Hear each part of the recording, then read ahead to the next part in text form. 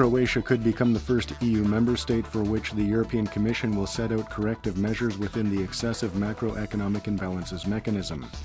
After meeting yesterday with Prime Minister Tihomir Orešković, European Commission Vice President Valdis Dombrovskis noted that last year the country had been given 6 guidelines to follow by the European Commission, of which Croatia achieved progress in only 1.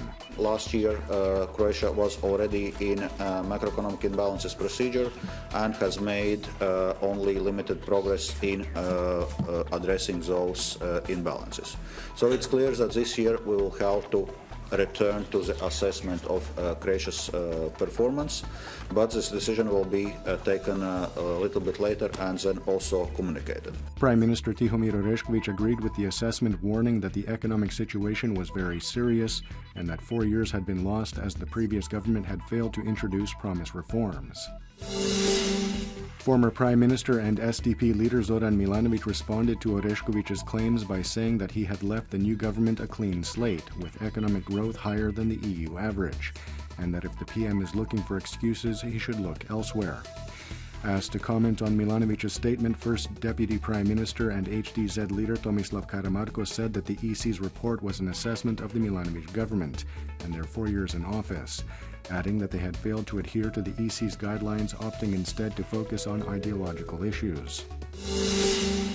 The State Statistics Bureau announced yesterday that Croatia's GDP had grown by 1.9% in the fourth quarter of 2015 and by 1.6% on a yearly level. This marks the 5th consecutive quarter of economic growth. And while the opposition SDP has taken credit for the growth, saying that this was proof that the former Milanović government had lifted the country out of recession, former HDZ Finance Minister Ivan Šuker said that the minor uptick was primarily the result of European trends.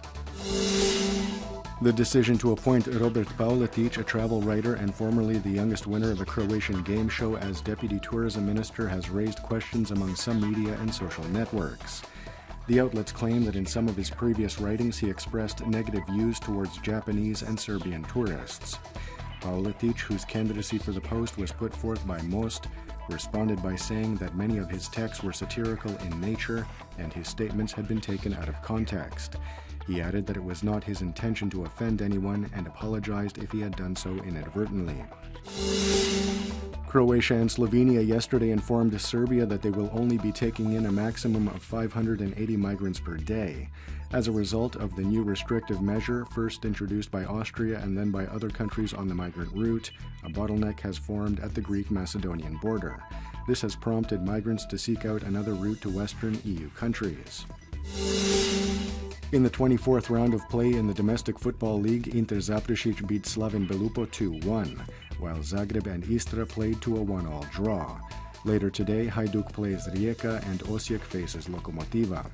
Dinamo and Split will close out the round tomorrow. Finally, Switzerland's Gianni Infantino has been selected as the new president of World Football's governing body, FIFA.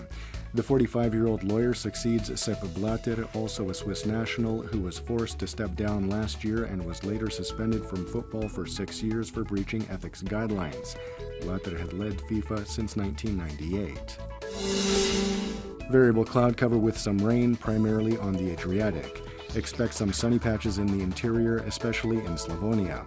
The coast will see a strong southeasterly reaching very strong gusts in the evening. Highs for the day will be between 5 to 10 degrees Celsius inland, 10 to 15 on the Adriatic. The 3-day forecast for the interior calls for warmer but unstable weather with a chance of some rain, especially on Sunday evening and on into Monday morning. Expect unseasonably warm and variable weather in the first half of the week. The coast will see some light rain accompanied by a strong to gale-forced southeasterly.